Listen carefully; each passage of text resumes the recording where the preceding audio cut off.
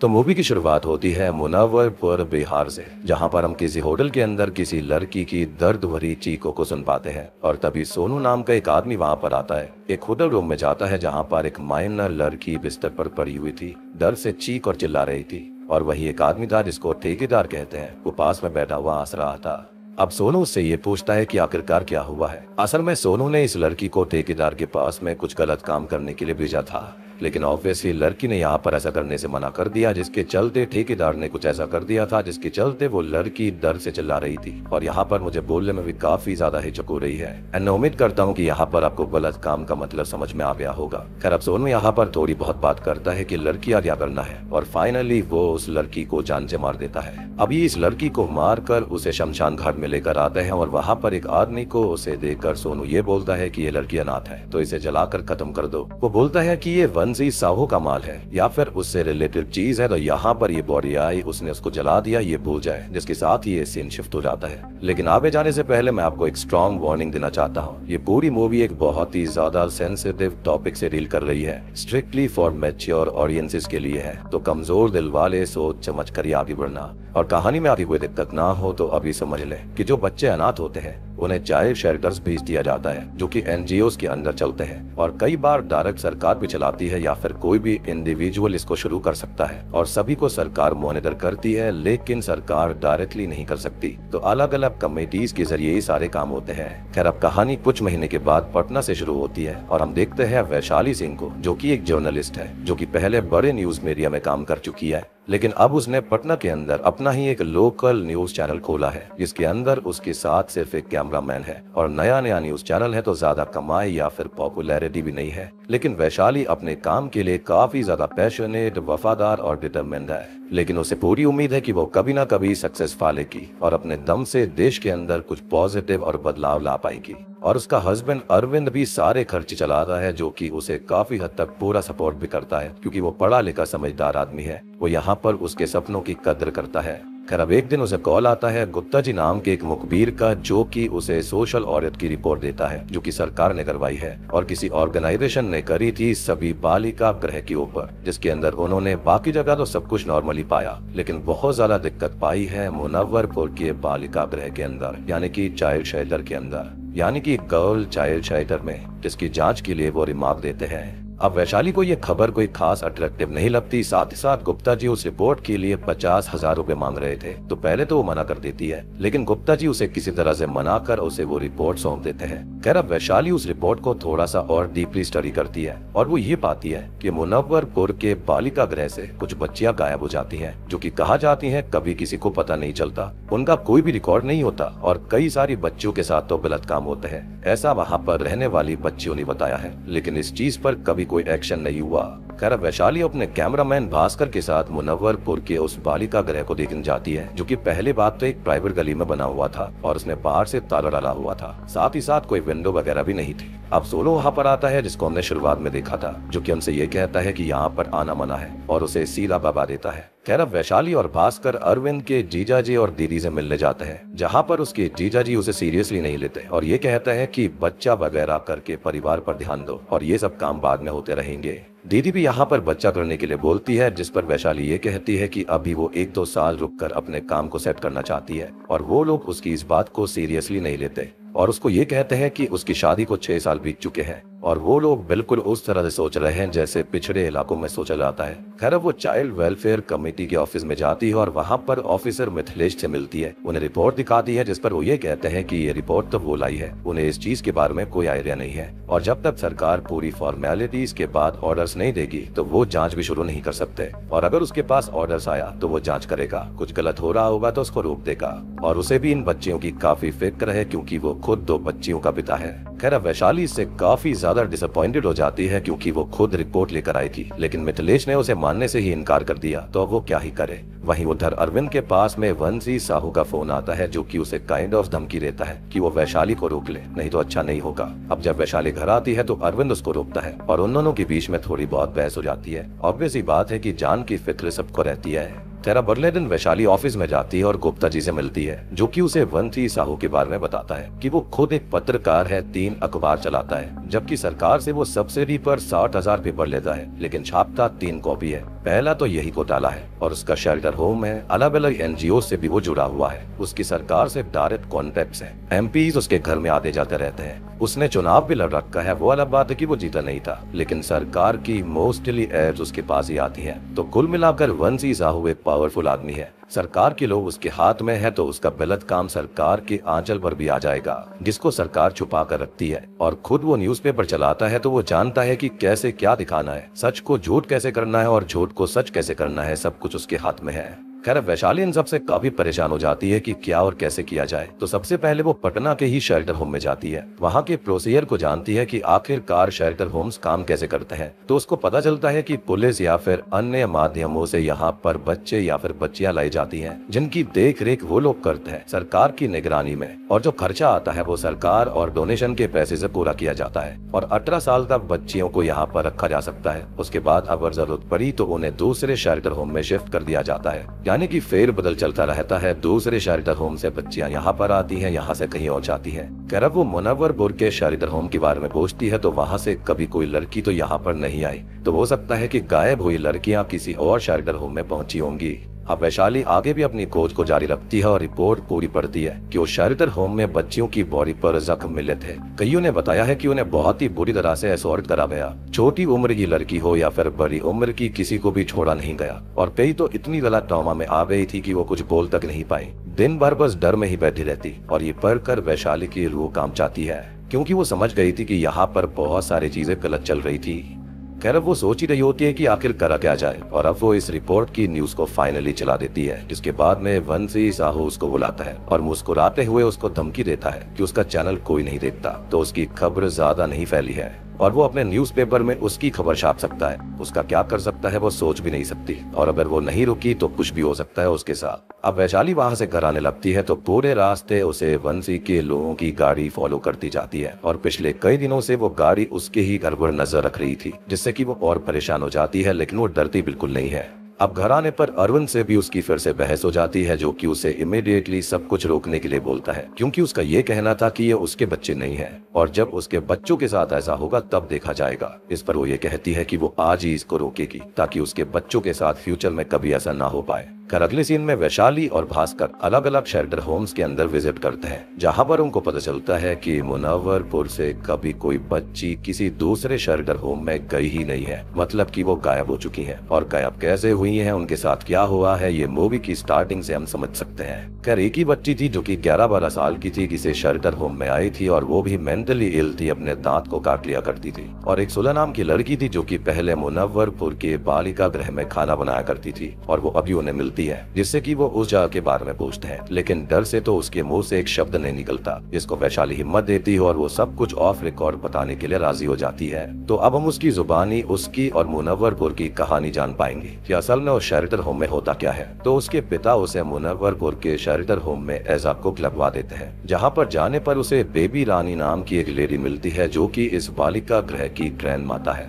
जो कि उसे सारा काम समझाती है कि यहाँ पर किसी चीज से उसे कोई लेना देना नहीं है, बस खाना बनाओ और चुप रहो। खैर वो बच्चियों को देखती है जिन्हें एक साथ हॉल में रखा जाता था, जहाँ पर वो जमीन पर सोती थी और उन्हें जानवरों की तरह रखा जाता, इनफैक्ट उनसे भी बदतर तरह से। अब ये सब थोड़ा और अजीब और बुरा था, लेकिन एक लड़की भी उसको ये कहती है कि वो जल्दी से जल्दी यहाँ से भाग जाए, क्योंकि ये जगह बिल्कुल ठीक नहीं है, लेकिन वो ये बात नहीं समझ पाती, और बेबी रानी उस बच्ची को बहुत पीटती है। खैर एक रात उसे यहाँ पर यह दिखाई देता है कि 2 बच्चियों की बॉडी वहाँ पर थी, जिनको असॉल्ट करके मार दिया गया था, या फिर खुद पर इल्जाम ना आए इसलिए उनको खत्म कर दिया गया, और उनकी बॉडीज को ठिकाने लगाने के लिए जाया जा रहा था। बेबी रानी भी खुद यहाँ पर लोगों के साथ इंटीमेट होती है और कई बच्चियों को फोर्स भी करती है, मार पीट कर आदमियों के पास भेजती है। खैर अब वो दूसरे रूम को देखती है, जहाँ पर एक बच्ची को बहुत ही ज्यादा मारा पीटा गया था और उसके साथ गलत काम करा गया था। और ये करने वाला आदमी कोई और नहीं बल्कि मिथिलेश ही था, जो कि यहीं पर पड़ा रहता था और किसी को भी उठाकर उसके साथ गलत काम कर दिया करता।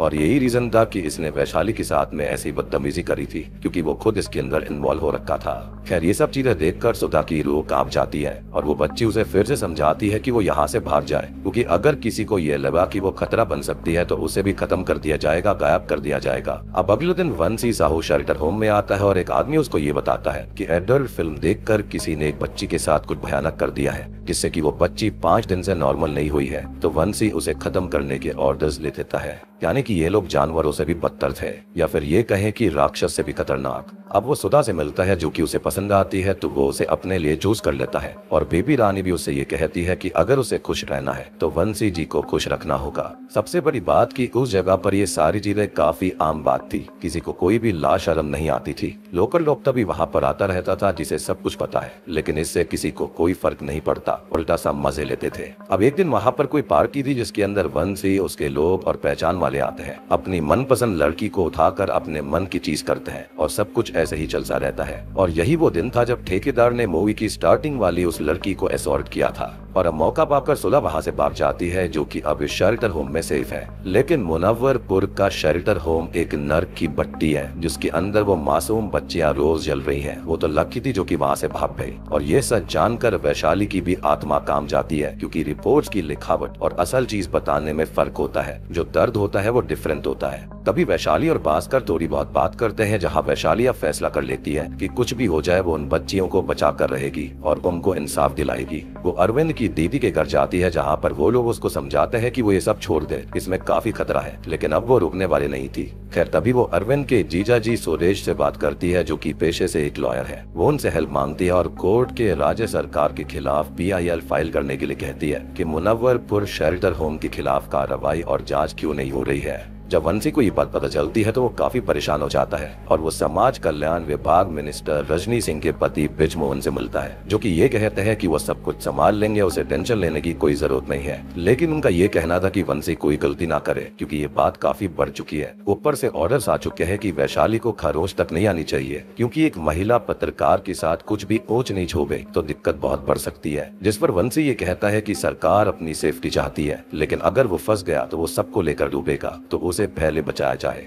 खैर, वो शेल्टर में आता है, जहाँ पर वो कुछ बच्चियों के साथ में मारपीट कर देता है, ताकि वो कहीं भी अपना मुंह ना खोले और कोई कुछ बोले तो कुछ ना बता पाए। और ऐसा करते हुए वो उन सभी को एहसान जता रहा होता है कि वो उन सबको पाल रहा है। खैर, वो सोनू से ये कहता है कि जिस किसी लॉयर ने वो PIL फाइल किया है वो उसको ढूंढे, जिसको वो नहीं ढूंढ पाता। लेकिन उसे सुरेश के ऊपर शक होता है, तो वो अपने गुन्नों के साथ उसको ही बुरी तरह से पीट देता है। अब वैशाली हॉस्पिटल उनको देखने जाती है, जहाँ पर सुरेश उस पर गुस्सा करता है, उसको खरी खोटी सुना देता है और ये बोलता है कि उसने तो PIL फाइल भी नहीं करी थी, जो कि काफी शॉकिंग बात थी कि अगर उसने ऐसा नहीं किया तो किसने किया। अब यहाँ पर सभी लोग उस पर काफी गुस्सा करते हैं, लेकिन अरविंद उसके दुख को समझता है और उसका पूरा सपोर्ट करने के लिए कहता है। अब इसी भी जो पुलिस स्टेशन जाती है साहू और उसके लोगों के खिलाफ रिपोर्ट डालने के लिए कि उन्होंने उसके जीजाजी को मारा है, लेकिन ऑब्वियसली पुलिस ऑफिसर उसकी बात नहीं सुनता, जिससे कि वो काफी परेशान हो जाती है। खैर, उसने पहले ही मन बना लिया था कि अब वो ये खबर लोगों तक पहुंचा कर रहेगी। उसके लिए वो सारे सोशल मीडिया का इस्तेमाल करेगी, जिसकी समझ भास्कर के बेटे को है, तो वो उसे भी अपने साथ जोड़ लेते हैं। खैर, वो हॉस्पिटल के बाहर ही वीडियो रिकॉर्ड करती है, जहाँ पर वो बंसी साहू के खिलाफ सारी चीजें बताती है और सुरेश पर हमला होने वाली बात को भी बोलती है। और इस वीडियो से एक स्पेशल प्रोग्राम किक स्टार्ट होता है, जिसके अंदर रोज इस केस की live reporting, daily updates, court hearings और सारी जानकारी पब्लिक तक पहुंचा दी जाएगी। और इसी स्पेशल का नाम वो रखती है बकशक, जो कि इस मूवी का भी नाम है। खैर, वो वीडियो सभी सोशल साइट्स पर डाल दिया जाता है, जो कि तुरंत वायरल नहीं होगी, लेकिन भास्कर बताता है कि एक उम्मीद की किरण मुनव्वरपुर के अंदर आई है, जिनका नाम है SSP जसमीत गौर, जो कि एक तेज तर्रार और ईमानदार पुलिस ऑफिसर है। खैर, अब ये दोनों ही उनसे मिलने जाते हैं, जो कि सबसे पहले तो उस ऑफिसर के ऊपर एक्शन लेती है जिसने की सुरेश के ऊपर हमला करने वाले लोगों के प्रति FIR करने से मना कर दिया था। और फिर वो वैशाली से बात करती है, जिसका उसने वीडियो ऑलरेडी देखा हुआ है, लेकिन पुलिस का एक प्रोटोकॉल होता है, तो वो पहले सब कुछ चेक करेगी, इन्वेस्टिगेशन करेगी और फिर एक्शन लिया जाएगा। अब जसमीत अपने कुछ ऑफिसर्स को बालिका गृह भेजती है सोनू को अरेस्ट करने के लिए, लेकिन साहू पुलिस वालों को अंदर घुसने नहीं देता और वहीं से भगा देता है। साथ ही साथ ये बोलता है कि यहाँ कोई भी सोनू नाम का आदमी काम नहीं करता। इसी बीच जसमीत अपने सीनियर ऑफिसर से मिलती है, जो कि उससे ये कहते हैं कि ये केस बहुत ही सेंसिटिव है, तो ये बैकफायर कर सकता है और अगर वो कुछ साबित नहीं कर पाए तो जसमीत की जॉब भी चली जाएगी। अब जसमीत वैशाली से मिलती है, उसको बताती है कि केस कोर्ट तक तो नहीं जा सकता क्योंकि वंशी साहू जो है वो न्यूज के बाद से सतर्क हो गया है और वो काफी पावरफुल है, तो केस को वो तुरंत ही खत्म करवा देगा और सुरेश पर हुए अटैक को एक हादसा दिखा देगा। तो वैशाली इसके लिए कोई रास्ता निकाले और किसी ठोस सबूत को हासिल करे। खैर वैशाली अभी प्लान बनाती है कि वो समाज कल्याण विभाग के ऊपर प्रेशर बनाएगी, तभी आगे कार्रवाई हो सकती है और ये केस पहले से ही सरकार की नजर में है और इसी तरह से जांच पड़ताल हो पाएगी। इसी बीच गुप्ता जी भास्कर से मिलने आते हैं और ये बताते हैं कि उन्होंने ही PIL फाइल की थी ताकि केस की और परतें खुल पाए। इस पर भास्कर ये कहता है कि उन्हें अभी ये नहीं करना चाहिए था क्योंकि इसके चलते सुरेश को बिना मतलब ही मारपीट का सामना करना पड़ा। अब इसके बाद वैशाली एक और प्लान बनाती है जिसके अंदर वो भास्कर को ब्रिजमोहन के पास भेजती है, जो कि वहाँ ये नाटक करता है कि उसके खिलाफ वैशाली के पास सबूत आ चुका है और मिथिलेश यहाँ पर सरकारी गवाह बन रहा है, जो कि बालिका गृह के अंदर की सारी बातें बता चुका है कि क्या कैसे होता है और ये बात तो असल में सुधा ने उनको बताई थी। तो भास्कर एग्जैक्टली सब कुछ बता देता है जिससे कि ब्रिजमोहन थोड़ा सा परेशान हो जाता है। अब यहाँ वैशाली अपने स्पेशल प्रोग्राम भक्षक में रोज की अपडेट देती रहती है। वहीं गुप्ता जी अब उसको एक न्यूज देते हैं कि समाज कल्याण विभाग के एक अधिकारी को खत्म कर दिया गया है, लेकिन ये किसी और वजह से हुआ, लेकिन इस न्यूज को वो अपने हिसाब से इस्तेमाल कर सकती है। अब यहाँ वंशी साहू को ब्रिजमोहन कॉल करके मिथिलेश के बारे में बताता है और वंशी जाकर मिथिलेश की पिटाई कर देता है, जिसको वो ये समझाता है कि उसने उसे धोखा नहीं दिया है, ये सारी फेक चीजें हैं। खैर अब यहाँ वैशाली एक न्यूज ब्रेक करती है कि एक अधिकारी को इसलिए मार दिया गया क्योंकि वो मुनव्वरपुर बालिका गृह का सच जान चुका था और वैशाली के पास इसका ठोस सबूत है। उसके पास उन लोगों के नाम है जो कि इसके अंदर मिले हुए हैं, जिसके अंदर बड़े बड़े नेता और पावरफुल लोग शामिल हैं। अब वैशाली ने तो ये अंधेरे में तीर लगाया था और झूठ बोला था, लेकिन डर सच में फैल जाता है और राज्य सरकार से रजनी सिंह को ऑर्डर्स आ जाते हैं कि बालिका गृह के खिलाफ FIR फाइल करी जाए और गिरफ्तारी हो जो कि इसके अंदर कल्प्रिट्स हैं। खैर अब ये खबर सुनकर वैशाली खुश हो जाती है और जसमीत को कॉल करती है, जो कि बताती है कि FIR महिला थाने में हुई है तो रेड तो होगी, बच्चियां बाहर भी आ जाएंगी, फिर उनका मेडिकल चेकअप होगा, लेकिन फाइनली वो चाइल्ड वेलफेयर कमेटी हेड यानी कि मिथिलेश को ही बयान देंगी, जो कि केस बनाएगा तब कुछ होगा। उसका ये कहना था कि कुल मिलाकर वो उम्मीद ना रखे क्योंकि केस बहुत ही वीक है। इस पर वैशाली कहती है कि अगर सबूत मिला तो क्या वंशी अरेस्ट हो जाएगा, जिस पर वो ये कहती है कि तब तो वो डायरेक्टली एक्शन ले सकते हैं, उनको एक ठोस सबूत और गवाह चाहिए होगा।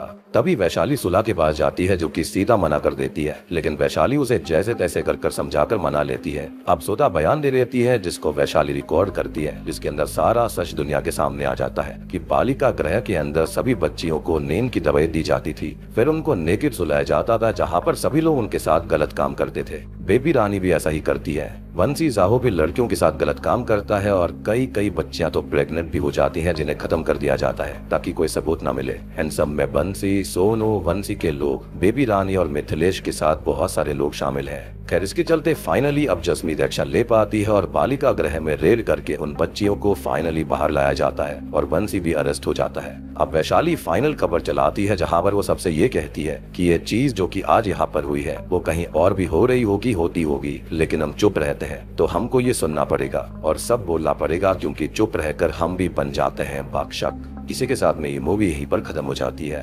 तो दोस्तों ये थी भक्षक फिल्म की कहानी, जो कि अभी हाल ही में ही नेटफ्लिक्स के ऊपर आई है, जो कि एक क्राइम थ्रिलर मूवी है जो कि मुजफ्फरपुर शेल्टर केस से इंस्पायर होकर बनाई गई है, यानी कि ये सारी सच्ची घटना थी। ऑब्वियसली यहाँ पर नाम और जगह को बदल दिया गया है, लेकिन यहाँ पर दिखाने की कोशिश करी गई है कि कई जगहों पर कैसे कैसे गलत काम होते हैं। और इसका जो रियल केस है, अगर आप चाहते हो मैं उसके बारे में भी एक वीडियो बनाऊं तो कमेंट में बता देना, उसके बारे में भी एक वीडियो मैं जरूर लेकर आऊंगा। बाकी उम्मीद करता हूँ कि आपको वीडियो पसंद आई होगी, पसंद आई है तो वीडियो को लाइक कर देना।